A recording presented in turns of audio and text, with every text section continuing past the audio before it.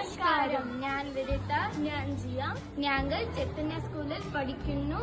എല്ലാവർക്കും शुभदिनम നേരുന്നു. सुप्रभात. नमस्कार. मी यशस्वी बडेरा. मी 6वी मध्ये आहे. मैं चैतन्य स्कूल की छात्रा. राम राम. મારું નામ યશવિની રાઠોડ है. ये हमारा छोटा भाई नितिन. मैं 6B का छात्र हाँ चैतन्य स्कूल में. राम राम.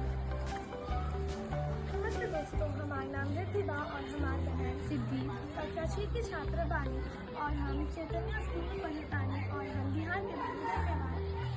જય શ્રી કૃષ્ણ. મારું નામ મિષ્ટી છે. મારું નામ ક્રિશા છે. હું ધોરણ 6 માં ભણું છું.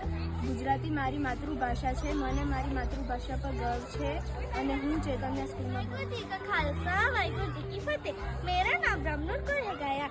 मैं कक्षा 6 से पढ़ती हूँ. तो मेरे स्कूल का नाम चैतन्य स्कूल है गया. नमस्कार. हमारा नाम तेजस्वी बा. ये हमारी छोट बहन दिया. हम कक्षा 7वीं में पढ़ता है. हमारा नाम जानवी बा.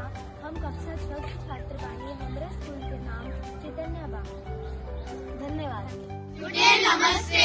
Happy International Mother Language Day.